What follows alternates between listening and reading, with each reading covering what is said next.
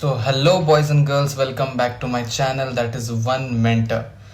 सो आप लोग का वीडियोस पर रिस्पांस बहुत अच्छा रहा, आप लोग कुछ सीख रहे हो, समझ रहे हो मुझसे, मेरे को ये जान के बहुत अच्छा लग रहा है। तो आज मैंने कुछ सोचा थोड़ा प्रैक्टिस पेपर ले आऊँ सेकंड सेशन के लिए, और आप लोग थोड़ा सा वेरिएशन को समझो, क्योंकि जो बीत चुका कोई बात नहीं, उसको समझो, सीखो, अच्छी बात है, बट थोड़ा सा प्रैक्टिस भी ज़रूरी होता है। ठीक है, तो आज मैं लेके आया हूँ maths paper solution speed calculation JEE main session 2 practice set. ठीक है, मैंने बहुत सारे पेपर 2022 के, 23 के, 24 के पेपर को एनालाइज किया और कुछ सेलेक्टेड क्वेश्चन मैथ्स के लिए निकाला हूँ जो कि बहुत इजी है और बहुत ही अच्छे से सॉल्व हो सकता है।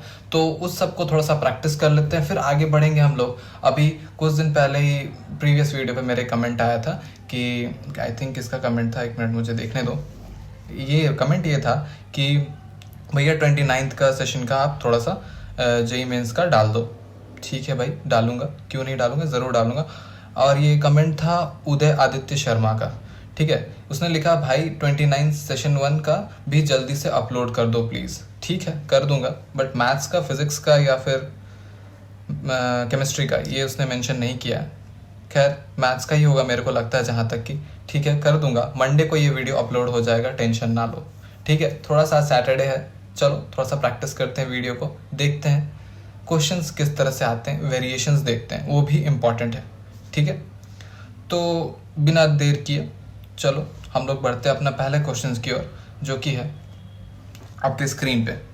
ठीक है, क्वेश्चन है, इसमें क्वेश्चन रिलेशन आर गिवन है इस सेट पे 1 to 60 तक का एलिमेंट, जिसका एलिमेंट गिवन है, सारे नेचुरल नंबर्स है, और कहा जो रिलेशन है वो इसी सेट के साथ इसी सेट में मूव कराएगा। अगर मान लो इसको सेट में ए मान लेता हूँ, तो सेट ए टू ए ही मूव करेगा। ठीक है, जहाँ पे वो रिलेशन है वो सेट बिल्डर फॉर्म में गिवन है, दैट ए कॉमा बी, जो रिलेशन के ऑर्डर पेयर है, बी का वैल्यू पी के बराबर होनी चाहिए, जहाँ पे पी और क्यू जो है वो ग्रेटर देन और इक्वल्स टू 3 होने चाहिए, और वो प्राइम नंबर्स होने चाहिए, मतलब 3 से बड़े या 3 के बराबर होने चाहिए पी और क्यू, और वो प्राइम नंबर्स होने चाहिए, उनका प्रोडक्ट बी के बराबर होना चाहिए। और ये बात ध्यान से देखिए कि जो रिलेशन आर है उसमें आपका जो ऑर्डर्ड पेयर है ए कॉमा बी, जो बी का वैल्यूज है वो इसी सेट में से लाई करेगा।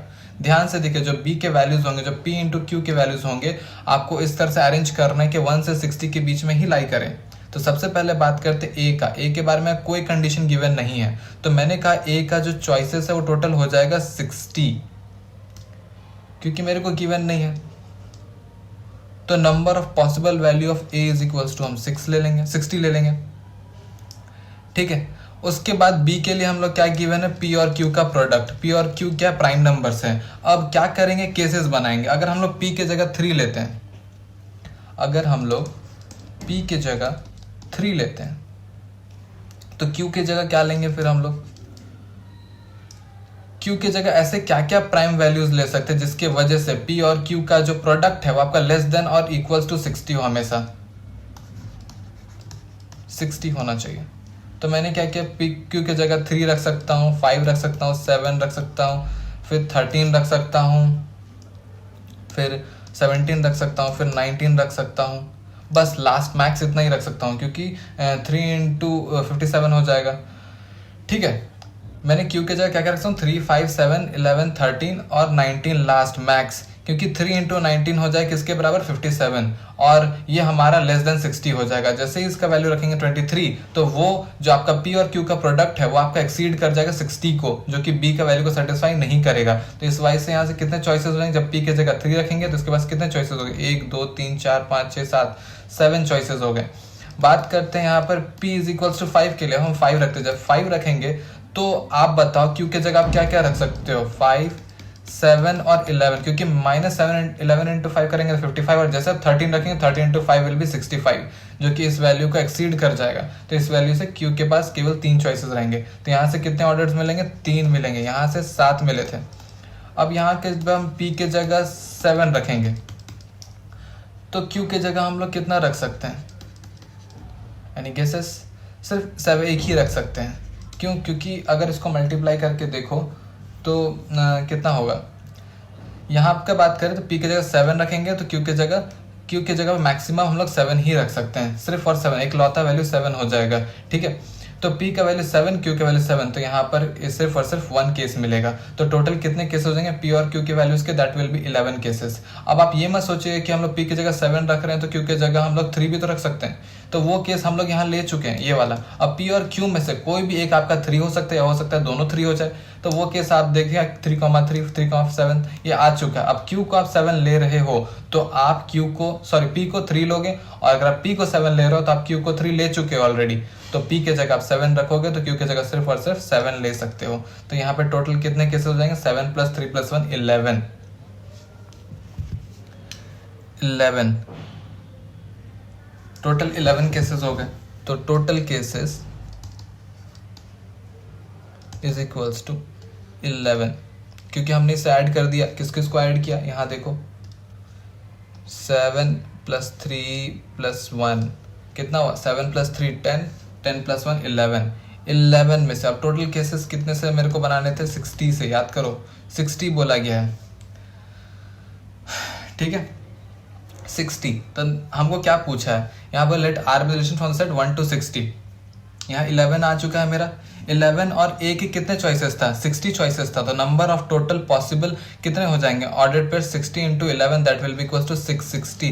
तो इस हिसाब से B is the correct choice. तो इस तरह से आया हमारा इसी वाला क्वेश्चन, ठीक है। ज़्यादा हार्ड क्वेश्चन नहीं था, ईजी क्वेश्चन था, आप लोग भी कर सकते हो, बस प्रैक्टिस करो यार, प्रैक्टिस करना भी इंपॉर्टेंट है, ठीक है। अब बढ़ते हैं नेक्स्ट क्वेश्चन की ओर। जो नेक्स्ट क्वेश्चन है मेरा वो क्या है, देखो if z is equals to 2 + 3i then z to the power 5 plus z whole 5 is equal to, आपको ऑप्शंस दिया है, चलो ट्राई करो, दो अपने आप को टाइम, पॉज करो वीडियो, ट्राई करो, उसके बाद फिर सॉल्यूशन के आगे बढ़ना। भाई आपको ध्यान से बोल रहा हूँ मैं, कसम से, एक बार पॉज करो वीडियो, फिर सॉल्व करो, फिर चेक करो, प्रैक्टिस होगा, प्रैक्टिस करोगे आप ही का ग्रोथ होगा, मेरा नहीं, ठीक है।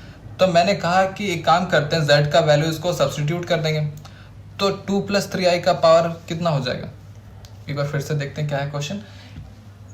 हाँ ये है इज इक्वल्स टू, तो मैंने कहा एक काम करते हैं, z का जो वैल्यू उठा के सब्सटीट्यूट कर देंगे। तो z का वैल्यू जब सब्सटीट्यूट करेंगे, z to the power 5 plus z to the whole 5। अब z का वैल्यू मेरे को दिया, मैं उसको वहाँ वैल्यू पुट कर दे रहा हूँ, तो यहाँ क्या हो जाएगा, 2 + 3i हो जाएगा, मैंने वैल्यू पुट कर दिया, to the whole 5, और प्लस z के ऊपर था 2 - 3i to the whole 5 डाल दिया मैंने, 2 - 3i का पावर 5। आप ध्यान से देखें, यहाँ पे और यहाँ पर बाइनोमियल एक्सपेंशन का यूज़ होगा। जब यहाँ पर आप बाइनोमियल एक्सपेंशन का यूज़ करें, सारे टर्म्स आपके पॉजिटिव हो जाएंगे, और इसका बात करेंगे तो इसका आएगा positive, negative, positive and so on. जब दोनों का सेकंड वाला पॉजिटिव हो, सेकंड वाले नेगेटिव से कैंसिल आउट हो जाएगा, फिर फोर्थ वाला पॉजिटिव हो जाएगा, वो उसके साथ कैंसिल आउट हो जाएगा। पॉजिटिव टर्म्स है वो 2 बार हो जाएंगे, ठीक है। तो जो पॉजिटिव टर्म्स थे वो क्या हो जाएंगे, यहाँ से वो यहाँ से हो जाएंगे आपके 2 5 c0 2 ⁵ 5, इसको हम लोग ऐसे लिख देते हैं, एक मिनट, हाँ 2 ⁵ 5 प्लस 5c2 2³ और यहाँ 3i का होल स्क्वायर, हाँ plus 5c4 2⁻1 3i to the whole 4, और ये रहा हमारा वैल्यू, ठीक है। 3i का स्क्वायर यहाँ हो जाएगा 5c4 और 2⁻1 3i का पावर 4। यही 3 टर्म्स ऐसे होंगे जो कि पॉजिटिव होंगे, जो कि जोड़ जाएंगे 2 टाइम्स हो जाएंगे, ठीक है। जब आप इन सब का सम करेंगे तो क्या होगा, 2 का पावर 5 कितना होगा, 32, ये हो जाएगा 32, और प्लस ये 10 हो जाएगा इंटू 8, ठीक है। और 3i स्क्वायर का वैल्यू जाएगा -9। यहाँ का बात करें 5c का वैल्यू 5, 2 का पावर विल बी 2, और 3i का पावर 4 करेंगे तो आपको हो जाएगा 81 के बराबर। जब सबका कैलकुलेशन करेंगे तो बहुत सिंपल कैलकुलेशन, तो इसका यहाँ से वैल्यू हो जाएगा 244 के बराबर। So 244 is our matching with option 1। तो इस तरह से आप लोग इजी कैलकुलेशन करके इजी से क्वेश्चंस बना सकते हो। So now moving to our next question. So इस क्वेश्चन में हमको 2 मैट्रिसेस गिवन है, if A and B B 2 3 × 3 non zero real matrices बोला है मेरे को, non zero. Such that A B is a zero matrix, जहां पर बताया कि ए और बी का जो प्रोडक्ट है वो आपका जीरो मैट्रिक्स से बराबर है। तो हमको बताना ऑप्शंस में कि हमारे सिस्टम ऑफ लीनियर इक्वेशन होंगे ए एक्स इक्वल्स टू जीरो, उसमें यूनिक सॉल्यूशन होगा, इनफाइनाइट में सॉल्यूशन होंगे, बी हमारा इन्वर्टिबल मैट्रिक्स, एडजॉइंट ऑफ ए हमारा इन्वर्टिबल मैट्रिक्स होगा या नहीं। तो एक काम करते हैं, ए बी आपको जीरो मैट्रिक्स गिवन है, ठीक है, इसको मैं पूरे क्वेश्चन को डिटर्मिनेंट ले लूं तो क्या हो जाएगा। पॉज करो, खुद से बनाओ, फिर चेक करो सेशन 2 के लिए अगर आए हो तो। प्रैक्टिस ज़रूरी है भाई, ज़्यादा नहीं टाइम लगता है प्रैक्टिस करने में। मालूम है आप लोग के बोर्ड्स के एग्जाम भी चल रहे हैं, बट प्रैक्टिस भी ज़रूरी है। प्रैक्टिस छोड़ दोगे तो फिर प्रॉब्लम हो जाएंगे, ठीक है। इसको मैं डिटर्मिनेंट्स में ले लेता हूँ, तो ये फिर इसको सेपरेट करता हूँ, तो क्या होगा, ये हो जाएगा ऐसा, यानी कि determinant of A is equals to 0 और determinants of B is equals to 0। अब determinant of A into determinant of B अलग अलग सेपरेट हो, जो मैंने किया, अगर ये 0 के बराबर थे यहाँ तो दो केसेस निकलेंगे, या mod of A is equal determinant A 0 के बराबर हो जाएगा, या फिर डिटर्मिनेंट ऑफ बी आपका 0 के बराबर हो जाएगा। अब अगर डिटर्मिनेंट ऑफ ए के 0 बराबर नहीं है तो यहाँ से इकलौता केस क्या निकलेगा, if determinant of A is not equals to 0 and B is equals to 0, तो ये तो पॉसिबल ही नहीं है, ये तो पॉसिबल ही नहीं है। डिटर्मिनेंट ऑफ बी हमारे 0 के बराबर होना चाहिए, जिसका मतलब है जो आपका बी मैट्रिक्स है वो कैसा होना चाहिए, 0 होना चाहिए, जो कि पॉसिबल ही नहीं है, क्योंकि आपको क्वेश्चन में बताया है कि बी और ए दोनों कैसा है, नॉन जीरो रियल मैट्रिक्सेस है। अब अगर मॉड ऑफ बी 0 के बराबर नहीं है, अगर आपका mod of B not equals to 0 है, तो आपके पास फिर सिंगल चॉइस रहता है क्या कि उसको 0 के बराबर होना चाहिए। तो मैंने कर दिया, ये भी केस पॉसिबल नहीं, क्योंकि ए बी हमारा ये भी नॉट पॉसिबल है। तो यहाँ से पता चलता अगर ये 0 नहीं होगा, अगर ये 0 है तो ये 0 नहीं होगा। तो यहाँ से हमको पता चलता है एट द सेम टाइम ये दोनों क्या चाहिए, ये दोनों डिटर्मिनेंट के अंदर डिटर्मिनेंट होना चाहिए 0 के बराबर होना चाहिए। Hence determinant of A is equals to determinant of B is equals to 0, ये होना चाहिए। तो इन दोनों का डिटर्मिनेंट अगर 0 के बराबर, तो ax इक्वल्स टू 0, ये जो हमारा इक्वेशन होगा इसके इनफाइनाइट सॉल्यूशन हो जाएंगे, क्योंकि यहाँ पे जो a है वो आपका कैसा आ रहा है, डिटर्मिनेंट ऑफ a आपका 0 बराबर आ रहा है, जो उधर डिनोमिनेटर में चल जाएगा। तो डिनोमिनेटर में आने का 0 का मतलब क्या होता है कि इक्वेशन के इनफाइनाइट सॉल्यूशंस होते हैं। तो इस हिसाब से option 2 is the correct answer. समझ में आया? ट्राई करो, पॉज करो, ट्राई करो, पॉज करो, ट्राई करो, भाई पॉज करो, ट्राई करो, बहुत इंपॉर्टेंट है, ठीक है। ये सब क्वेश्चंस इजी है, जेई मेंस के ही क्वेश्चंस है, आप जाके चेक कर सकते हो, प्रीवियस ईयर में आपको मिल जाएगा, इंटरनेट पे सर्च करोगे तो 22-23 किसी में ना किसी में तो मिलेगा ही 22-23 के क्वेश्चन। तो अब आगे क्वेश्चन बचते हैं, ठीक है। एक इक्वेशन हमको गिवन है, क्या हुआ, हाँ ये रहा, ये इक्वेशन है, इसका वैल्यू 1/256 के बराबर है। तो आप देख सकते हैं इस इक्वेशन में ए का यूज हुआ, तो हमको मैक्सिमम वैल्यू बताना है, मैक्सिमम वैल्यू ऑफ ए क्या होगा। तो उसके लिए हमको सॉल्व करना पड़ेगा इसे पूरा इक्वेशन को। ध्यान से देखो, अगर इस वाले पार्ट को पार्शियल फ्रैक्शन से ब्रेक कर सकता हूँ, तो इसको मैं क्या लिख सकता हूँ, इसको पार्शियल फ्रैक्शन से ब्रेक करना है। पॉज करो, सॉल्व करो, ठीक है। इसको सॉल्व करते इस पूरे इक्वेशन को, ध्यान से देखो, अगर इसको पार्शियल फ्रैक्शन से ब्रेक करता हूँ तो इसको मैं लिख सकता हूँ 1/20 माइनस ए माइनस 1/40, हाँ 1/10 या फिर 40 माइनस ए, ऐसे भी लिख सकते हैं, कोई दिक्कत नहीं। अब इन दोनों को मैं एलसीएम लूंगा तो नीचे हो जाएगा 20 माइनस ए इंटू 40 माइनस ए, ये ऊपर मल्टीप्लाई क्रॉस मल्टीप्लाई हो जाएगा, तो ये क्या हो जाएगा 40 माइनस ए माइनस 20 प्लस ए, तो ये कैंसिल हो जाएगा, ठीक है। ये ऊपर कैंसिल हो गया, 40 minus A minus 20 minus minus plus ए, हाँ तो ये उससे कैंसिल हो जाएगा, बचेगा क्या 40 माइनस 20 विल बी 20, तो 20 बचेगा यहाँ से। तो जो 20 आपका ऊपर बच रहा है उसको आप क्या करो, बाहर कॉमन ले सकते हो 1/20 के फॉर्म में, जो हमारा पूरा एक्सप्रेशन है वो बैलेंस हो जाए। तो वही यहाँ पर भी करेंगे, पार्शियल फ्रैक्शन का यूज करेंगे, दोनों पार्ट्स को ब्रेक करेंगे, और जैसे ब्रेक करेंगे ऊपर 20 आएगा, तो उसको क्या करेंगे, उसका बैलेंस करने के लिए हमको 1/20 मल्टीप्लाई कराना पड़ेगा, ठीक है।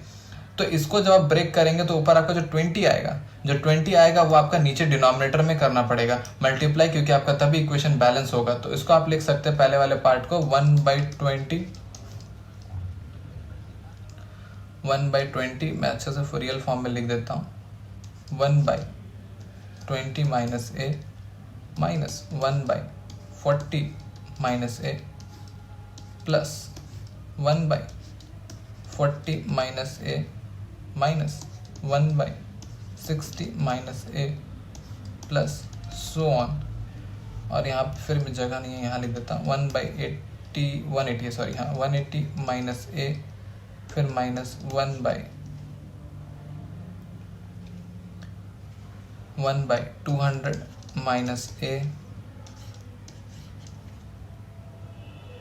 Is equals to 1/1256। ये ऐसे मैं लिख दिया, ठीक है, क्लियर है। पहले वाले एक्सप्रेशन के सेकंड टर्म से सेकंड के फर्स्ट कैंसल आउट हो रहा है, अगर ठीक से देखो एक्सप्रेशन के सेकंड टर्म और फर्स्ट सम, देखो एक्सप्रेशन का पहला का सेकंड और दूसरे का फर्स्ट, देखो कैंसल आउट हो जा रहा है, इजीली कैंसल आउट हो गया, पूरी चेन बन जाएगा, सब कैंसल आउट हो जाएगा, बचेगा क्या 1/20 माइनस ए माइनस 1/200 माइनस ए। तो जब इन दोनों का एलसीएम निकल हो तो 200 minus A minus 20 minus A, sorry उल्टा क्या बोल दिया मैं, फर्स्ट पूरा चेन बन जाएगा 1/20 माइनस ए माइनस 1/200 माइनस ए। तो जब इन दोनों का एलसीएम लोगे तो 200 माइनस ए 20 प्लस ए हो जाएगा। तो ए से ए क्या हो गया भाई ये,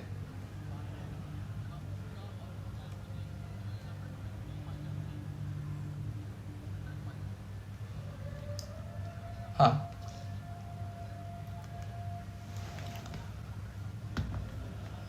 क्या हो गया, ये काम नहीं कर रहा। हाँ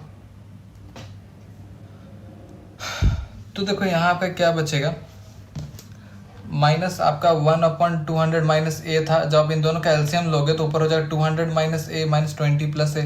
तो ए से ए चल जाएगा, ऊपर हो जाएगा आपका ये हो जाएगा 1/20, आपका कांस्टेंट है बाहर ही रहेगा, 20 माइनस ए और 200 minus A is equals to 256 into 1/20 आपका कांस्टेंट है बाहर ही रहेगा। जब आप इसका और इसका एलसीएम लेंगे तो नीचे और नीचे आपका 20 माइनस ए रहेगा इंटू 200 माइनस ए बचेगा, ठीक है। इधर हो जाएगा आपका 200 माइनस ए, 200 माइनस ए मैं यहाँ लिख देता हूँ, आगे लिख देता हूँ मैं यहाँ लिख देता हूँ 1/20 एलसीएम निकाल के 200 minus A minus 20 plus A by 20 minus A 200 minus A is equals to 1/256, ठीक है। ये आपका ए से ए चल जाएगा तो 200 minus 20 will be what, that will be equals to 180, 180 से 20 जाएगा 9 टाइम्स में, तो आपको उधर मल्टीप्लाई होगा 256 इधर आ जाएगा, तो आपका 20 minus A into 20 minus A 200 minus A which will be equals to 256 into 9, ये वैल्यू आपका बचेगा फाइनल में, ठीक है। तो जब इसको सिंप्लीफाई करेंगे इक्वेशन आएगा A square minus 220a plus 1696 is equals to 0, ठीक है। ये वैल्यू आ जाएगा, इसके रूट्स आप निकाल सकते हो बहुत आसानी से, इसके रूट्स के दो रूट्स आएंगे, ए के वैल्यू आएगा, एक रूट का वैल्यू आएगा 8 और एक आएगा 212, ठीक है, ये आएगा। तो ए के दो वैल्यूज आएंगे तो हमको बताना है ए का मैक्सिमम वैल्यू, तो maximum value of A will be 212। तो आप देख सकते हो अपना ऑप्शन में सी पार्ट है, ये वाला हम लोग का करेक्ट आंसर है, ठीक है। देखो ये हम लोग का करेक्ट हो गया ऑप्शन सी, ठीक है। चलो समझ में आया, so our answer will be C part. So अब नेक्स्ट क्वेश्चन की ओर बढ़ते हैं हम लोग, जो कि है लिमिट्स का। तो इस क्वेश्चन हमको लिमिट का एक क्वेश्चन गिवन है, limit extending to alpha e का पावर एक्स बीटा ई का power minus x plus gamma sine x upon sine x का वैल्यू 2/3 का वैल्यू गिवन है, जहाँ पे alpha beta gamma given real number है, which of the following is not correct. तो आप ऑप्शंस ध्यान से देखो, तो बेसिकली हमको अल्फा बीटा और गामा में जो रिलेशन गिवन है इसको बताना है कौन सा रिलेशन हमारा सही नहीं होगा। तो उसके लिए हमको अल्फा बीटा गामा का वैल्यूज निकालना पड़ेगा, देखते हैं कैसे निकालेंगे। जो आपका एक्सप्रेशन गिवन है इसमें आप एक काम करो, इसमें आप एक्सपेंशन का यूज कर दो तो अपना काम हो सकता है। ई का पावर एक्सपेंशन क्या होता है, ई का पावर एक्सपेंशन होता है 1 + x² 2 factorial 3 and so on होता है। मैं लिख देता हूँ यहाँ पे, नहीं तो बोलोगे सर आप तेजी तेजी बोल गए, क्या बोले पता नहीं, कोई बात नहीं, मैं लिख देता हूँ 1 plus x square by 2 factorial plus x cube by 3 factorial plus dot dot dot dot so on. इसी तरह से प्लस बीटा का भी लिखेंगे 1 minus x plus x square by 2 factorial minus x square by 3 factorial plus dot dot dot dot dot. ठीक है, plus gamma का भी वैसे ही हो जाएगा। गामा का क्या होगा, गामा का हो जाएगा x minus x cube by 3 factorial plus dot dot dot dot. ठीक है, और ये पूरा हो जाएगा बाई एक्स क्यूब। गामा के साथ साइन एक्सपेंशन यूज करोगे तो x minus x cube by 3 factorial पर एक्स का 5 फैक्टोरियल एंड सो ऑन। अब क्या रहा है, एक बात बताइए, डिनोमिनेटर में क्या है, डिनोमिनेटर में आपका एक्स क्यूब है, तो आप मेरे को बताओ इसका जो वैल्यू आ रहा था वो किसका आ रहा था, वो 2/3 का आ रहा था, यानी फाइनाइट नंबर के बराबर आ रहा था। तो मैंने कहा डिनोमिनेटर में एक्स क्यूब है तो ऊपर एक्स का कोफिशिएंट आपके कैसे होने चाहिए, और कांस्टेंट कोफिशिएंट्स भी, कांस्टेंट एक्स के कोफिशिएंट और एक्स स्क्वायर का कोफिशिएंट कैसा होना चाहिए, 0 के बराबर होना चाहिए, ताकि अगर x का कोफिशिएंट हमारा ऊपर रहा और नीचे x क्यूब रहा तो डिनोमिनेटर हो जाएगा 0, जिसके ऊपर पूरा पार्ट हो जाएगा, पूरा लिमिट हो जाएगा अनडिफाइंड। लिमिट को लेकिन कैसा बनाना, फाइनाइट बनाना, तो उसके लिए क्या करना पड़ेगा, कांस्टेंट और x का कोफिशिएंट और x स्क्वायर का कोफिशिएंट 0 के बराबर करना पड़ेगा। आप ऊपर से कैलकुलेट करके बताइए कांस्टेंट कोफिशिएंट क्या हो जाएगा, यहाँ से हो जाएगा अल्फा, यहाँ से हो जाएगा बीटा ओनली, यहाँ आपका कांस्टेंट कोफिशिएंट है ही नहीं, तो अल्फा प्लस बीटा का वैल्यू कैसा होना चाहिए, कांस्टेंट टर्म शुड बी 0। तो यहाँ से क्या हो जाएगा, alpha plus beta is equals to 0, और कोएफिशिएंट मैं पूरा नहीं लिख रहा हूँ, ऑफ एक्स शुड बी 0। तो ये क्या हो जाएगा, alpha plus beta plus gamma is equals to 0। ठीक है, और इधर कोएफिशिएंट, ये क्या हो गया भाई, अगला क्वेश्चन डिस्प्ले पे आ जा रहा है, कोई बात नहीं, लगता है बोर्ड पे कुछ प्रॉब्लम हो गया। So coefficient of x square should be 0, ये दोनों को हमको 0 करना पड़ेगा, यानी कि ये हो जाएगा alpha by 2 plus beta by 2 is equals to 0। ठीक है, यहाँ से हो जाएगा x into alpha plus alpha, यहाँ से हो जाएगा माइनस बीटा और यहाँ से गामा, तो alpha minus beta plus gamma हो जाएगा आपका 0 के बराबर, ये दूसरा इक्वेशन हो गया। ठीक है, और एक्स स्क्वायर का जो कोफिशिएंट है उसको भी 0 करना चाहिए, तो अल्फा इंटू एक्स 2 फैक्टोरियल है, तो अल्फा बाई 2 फैक्टोरियल यानी कि 2, यानी कि बीटा बाई 2, क्योंकि यहाँ जितने भी एक्स के कोफिशिएंट्स हैं वो एक्स का पावर ऑड में है, तो एक्स स्क्वायर का कोई भी कोफिशिएंट यहाँ पे नहीं मिलेगा, तो यहाँ से हो जाएगा alpha by 2 plus beta by 2, ये भी 0 के बराबर होना चाहिए, तो alpha plus beta equals to 0, ये मेरा एक इक्वेशन है। अच्छा, मैंने यहाँ एक गड़बड़ किया, कोई बात नहीं, मैं इसको सुधार देता हूँ।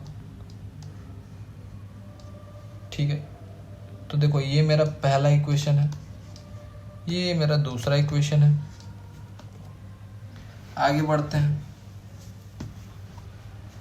ये दूसरा इक्वेशन हो गया, ये दो इक्वेशंस आ गया। अब ध्यान से देखो, तो मैंने कहा ये दोनों 0 के बराबर है, यानी कि कांस्टेंट हो कोफिशिएंट ऑफ एक्स और कोफिशिएंट ऑफ एक्स स्क्वायर 0 है, तो बचेंगे क्या टर्म्स, बचेगा alpha into x square by 3 factorial, यहाँ से बचेगा beta minus x cube by 3 factorial, और यहाँ से बचेगा gamma minus x cube by 3 factorial.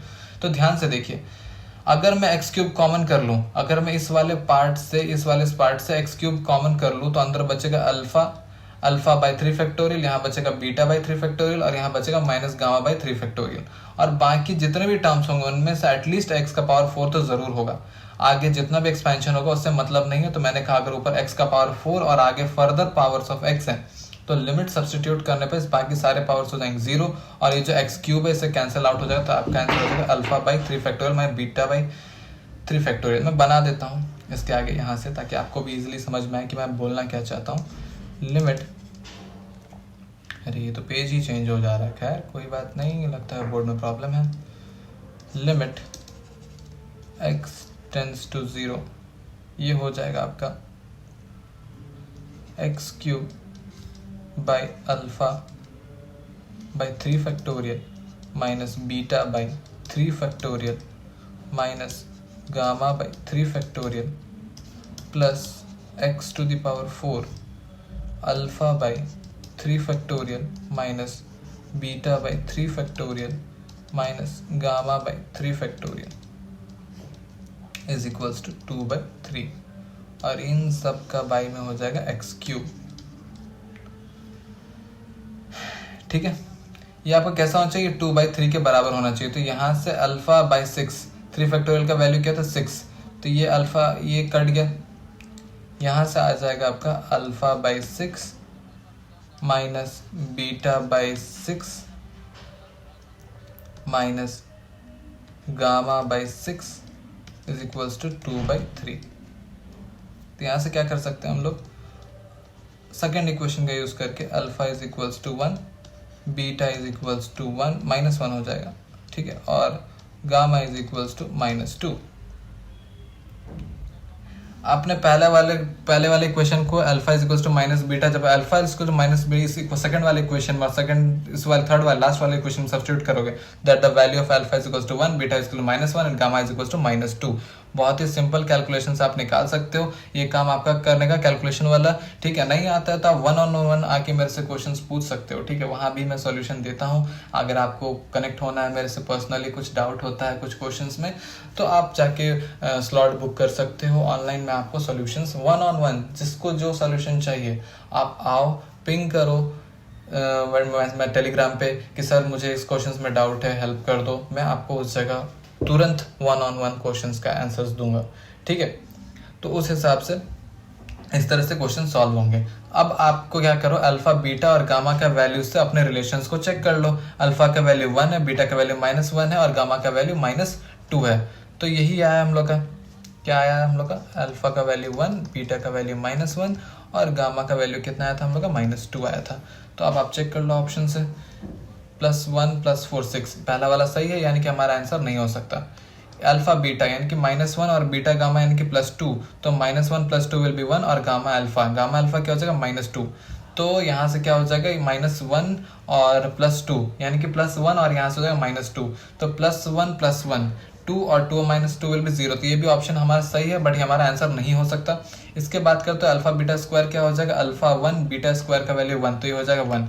Beta और अल्फा स्क्वायर, तो बीटा का वैल्यू -1 है, अल्फा गामा स्क्वायर का वैल्यू क्या हो जाएगा हमारे यहाँ से, गामा स्क्वायर का वैल्यू 4, तो -1 × 4 will be -4। Gamma alpha square, gamma का वैल्यू क्या, -2, अल्फा स्क्वायर का वैल्यू क्या है 1, तो -2 और आ जाएगा +3, तो +3 -2 विल बी +1 +1 और +1 that will B 2, 2 - 4 will be -2, तो -2 आपका 0 के बराबर नहीं हो सकता। इस हिसाब से ये हमारा ऑप्शन गलत हो जाएगा, और ये गलत है तो this is our correct answer.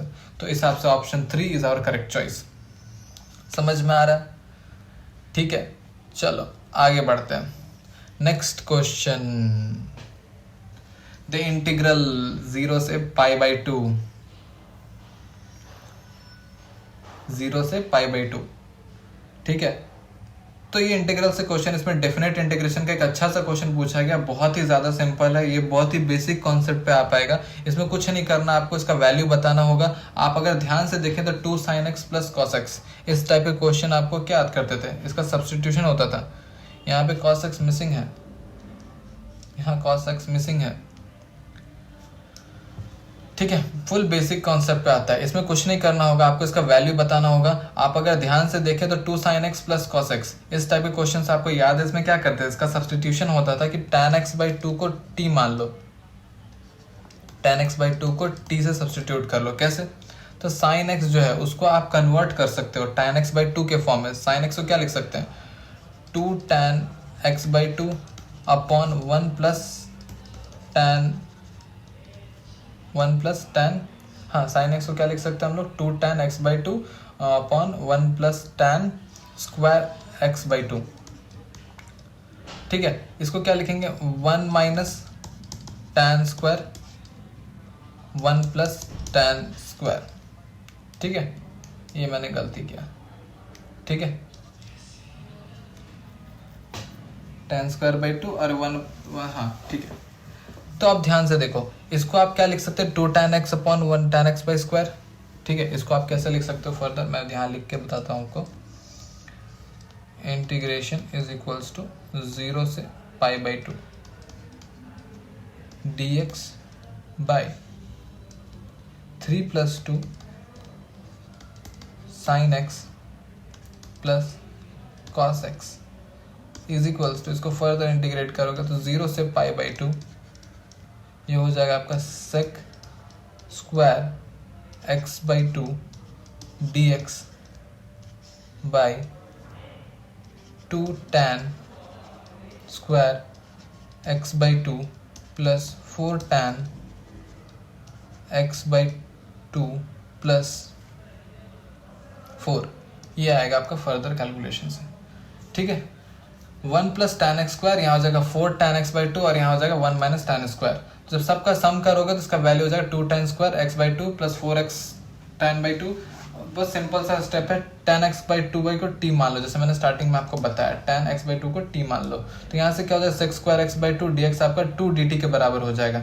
तो ध्यान से देखना, तो यहाँ से आप क्या कर सकते हो, उसको कन्वर्ट कर सकते हो, इससे इससे और इससे आपके 2 कॉमन आएगा, ऊपर वाले 2 से कैंसिल आउट हो जाएगा, तो ऊपर बचेगा dt, नीचे बचेगा t स्क्वायर प्लस 2 और यहाँ बचेगा प्लस 2, तो ये हो जाएगा t 2t t square plus 2t plus 2 का आप लिख सकते हो t स्क्वायर प्लस 1 लिख सकते हो। नाउ यू कैन सी, जब का लिमिट है वो भी चेंज हो जाएगा, जब आप tan x बाई t को t मान रहे हो तो जब x के जगह 0 रखेंगे तो t का वैल्यू भी 0 हो जाएगा, और जब x का वैल्यू पाई बाई 2 रखेंगे तो हो जाएगा tan पाई बाई 4 जिसका वैल्यू होता है 1, तो लिमिट हो जाएगा 0 से 1, 1 अपॉन t प्लस 1 का होल स्क्वायर प्लस 1 स्क्वायर। तो आप मेरे को बताओ, इसको आप इवेल्युएट करोगे, इंटीग्रल क्या होगा, डायरेक्ट हो tan inverse x upon x का वैल्यू क्या है t प्लस 1, तो tan inverse x plus 1 upper limit is 1 and lower limit is 0। जब 1 सब्सटीट्यूट करोगे तो tan इनवर्स 2 हो जाएगा जिसका वैल्यू था pi by 4। So this is our answer. तो हिसाब से हमारा ऑप्शन कौन सा सही है, देख लो कहाँ गया, बी वाला सही है, तो ये हमारा सही आंसर है।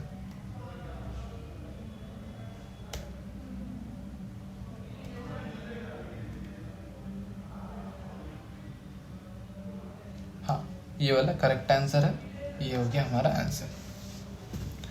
अब चलो नेक्स्ट क्वेश्चन की ओर बढ़ते हैं। Question number 7। इस क्वेश्चन में हमको बताया गया इस डिफरेंशियल इक्वेशन का सॉल्यूशन जो करते हैं वो y equals to y x, जो कि पास कर इस पॉइंट से, तो हमको बताना है limit x tend to infinity e का power x into y x, वो क्या हो जाएगा। तो क्या करेंगे, सबसे पहले इस डिफरेंशियल इक्वेशन को सॉल्व करेंगे, इसका सॉल्यूशन निकालेंगे। तो आप ध्यान से देखो, अगर 1 प्लस e का पावर 2x का इसका डिनोमिनेटर में लेके जाऊँ RHS के, तो ये क्या हो जाएगा,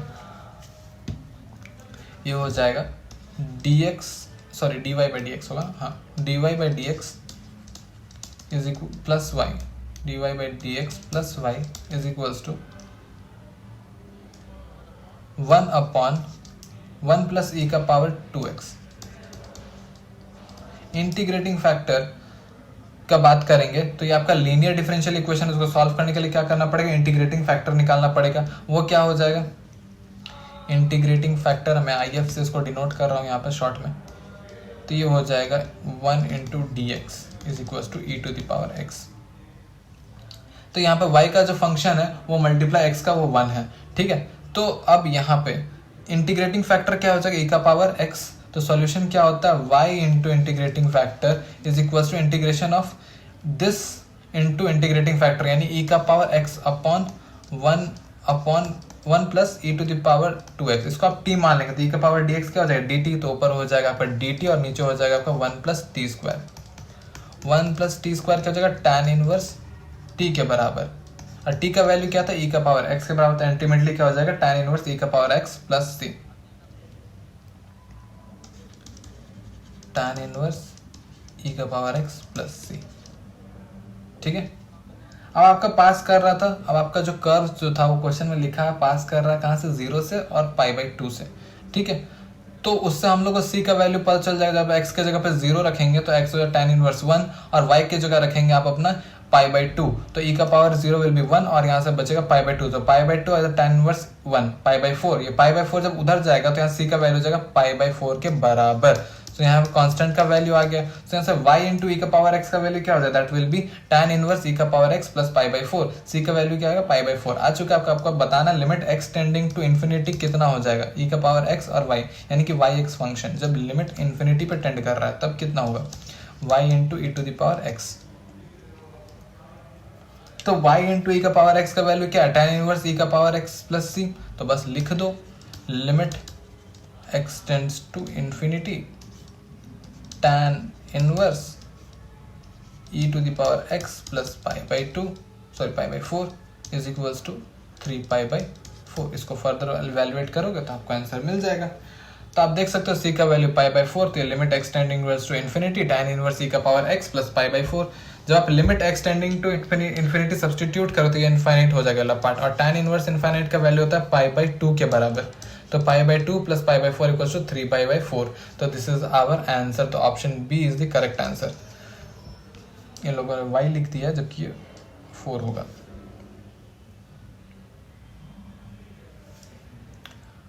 ये 4 होगा। चलो हो गया, आंसर मिल गया। अब नेक्स्ट क्वेश्चन की ओर बढ़ते हैं। हाँ, नेक्स्ट क्वेश्चन क्या है, नेक्स्ट क्वेश्चन भी इंटरेस्टिंग क्वेश्चन है। हाँ, तो इसको कैसे बनाना है, अब क्या है, हाँ, let the line L passes to the point of intersection of these two lines। इन दो लाइंस के इंटरसेक्शन पॉइंट पास कर रहा लाइन L, और वही लाइन L आपका पास कर रहा पॉइंट 1,1 से भी। अब कह रहा है अगर वही लाइन अगर टच कर रहा, अगर लाइन L टच कर रहा सर्कल को, तो उस एलिप्स का एसेंट्रिसिटी बताइए। तो क्वेश्चन बहुत घुमा फिरा के पूछा है, काफ़ी लेंदी हो सकता है, लेकिन आपको स्मार्ट कैलकुलेशन करना है। देखिए कैसे। सबसे पहले आप क्या करो, इसका और इसका इंटरसेक्शन पॉइंट निकाल लो। तो आप मेरे को ऐसा लाइन बताओ जो कि पास हो रहा है इन दोनों के इंटरसेक्शन से, उसको हम बोल सकते हैं फैमिली ऑफ लाइन। तो वो क्या हो जाएगा, L1 प्लस लैम्डा L2। ठीक है, तो line passing through intersection of bx plus 10y minus 8 equals to 0 and 2x minus 3y is equals to 0 is, ये क्या हो जाएगा, जैसा मैंने अभी बोला bx plus 10y minus 8 plus lambda यहाँ डाल देंगे और 2x minus 3y equals to 0। ठीक है, plus lambda times this line, ये इक्वल्स टू 0 हो जाएगा। अब ये लाइन जो आपके L है वो आपका 1,1 से भी पास कर रहा है, तो आप x और y की जगह 1,1 सेटिस्फाई कराओ। तो जैसे 1,1 सेटिस्फाई करो तो यहाँ लैम्डा का वैल्यू आ जाएगा b प्लस 2। बहुत सिंपल है, लैम्डा का वैल्यू b प्लस 2 यहाँ पर उठा के सब्सटीट्यूट कर दो, तो इस लाइन का इक्वेशन आएगा सिंप्लीफाइड x y और कांस्टेंट कोएफिशिएंट के फॉर्म में, जो कि कैसा होगा, इस तरह से होगा 3b plus 4x minus 3b minus 4 into y minus 8 equals to 0। ठीक है, ये आएगा आपका फॉर्म में। अब ये जो है एक लाइन का इक्वेशन। अब ये लाइन हमारा टेंजेंट हो रहा था सर्कल पे, देखो किस सर्कल पे हो रहा था, देखो यहाँ बोला and touches the circle 17x² plus y² is equal to 16। तो अगर आप फर्दर इसको आप कैलकुलेट करोगे, अगर ये लाइन सर्कल पे टेंजेंट हो रहा था तो मैंने सर्कल के सेंटर से इस लाइन के जो परपेंडिकुलर डिस्टेंस है वो बराबर होना चाहिए सर्कल का रेडियस से। सर्कल का रेडियस क्या हो जाएगा, 17 जब इस तरफ आएगा तो इसको लिख सकते हैं 4/√17 का होल स्क्वायर। तो रेडियस क्या हो जाएगा 4/√17। अब आप क्या करो, इस लाइन को 0,0 को इसमें सेटिस्फाई कराओ। ठीक है, इसमें जब सेटिस्फाई कराएंगे तो इसका जो मॉड्यूलस ऑफ आएगा, मॉड्यूलस ऑफ 0 माइनस 0 माइनस 8, तो माइनस 8 का मॉड क्या हो जाएगा 8 के बराबर, यानी कि minus 8/√3b plus 4 whole square. अच्छा से नहीं लिखा है यहाँ पर, कोई बात नहीं, मिटा के फिर से लिख देते हैं, क्या गड़बड़ी है। माइनस 8/√3b प्लस 4 का whole square plus 3b minus 4, इसको मिटा देता हूँ, 3b माइनस 4 का होल स्क्वायर, और ये रूट अंडर पूरा रहेगा। ठीक है, और ये मॉड के अंदर रहेगा। ठीक है, और नीचे हो जाएगा अंडर रूट 3b प्लस 4 का होल स्क्वायर प्लस y के कोफिशिएंट का स्क्वायर 3b माइनस 4 का होल स्क्वायर। ये किसके बराबर होना चाहिए? ये रेडियस के बराबर होना चाहिए। तो जब इस इक्वेशन को सिंप्लीफाई करेंगे, थोड़ा सा कैलकुलेटिव हो सकता है, बहुत थोड़ा सा, कुछ नहीं कर, दोनों तरफ स्क्वायर करा दो और क्रॉस मल्टीप्लाई करा दो, easily you can get the value of b। तो b स्क्वायर का वैल्यू आएगा समथिंग 2 आ जाएगा। अब यहाँ पे b का वैल्यू से हमको मतलब नहीं, हमको b स्क्वायर का वैल्यू से मतलब है, क्योंकि हमको एसेंट्रिसिटी बताना है इस एलिप्स का। और एसेंट्रिसिटी क्या हो सकता है जी? Under root minus b square by a square के बराबर होता है। ठीक है, तो बी स्क्वायर का वैल्यू निकालना है हमको। तो इसको सॉल्व करने के बाद बी स्क्वायर का वैल्यू आएगा हमारे से 2 के बराबर। तो बी स्क्वायर का वैल्यू अगर 2 हो जाएगा तो क्या हो जाएगा? 2/5। तो 1 माइनस 2/5 कितना हो जाएगा? 1 माइनस 2/5 कितना हो जाएगा?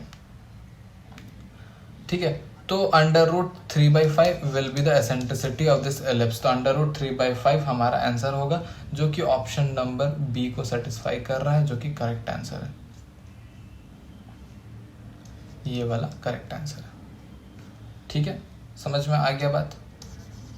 तो इस हिसाब से option B is our correct answer. ठीक है, तो इसी तरह से आप लोग कुछ कुछ क्वेश्चंस प्रैक्टिस करते रहना है। ठीक है, ताकि आप लोग इजीली बना सको, प्रैक्टिस करो। आज के लिए इतना ही काफ़ी है। नेक्स्ट सेशन में मिलते हैं। नेक्स्ट सेशन जो होगा, यानी कि कल जो वीडियो आने वाला है वो फिजिक्स पे होगा।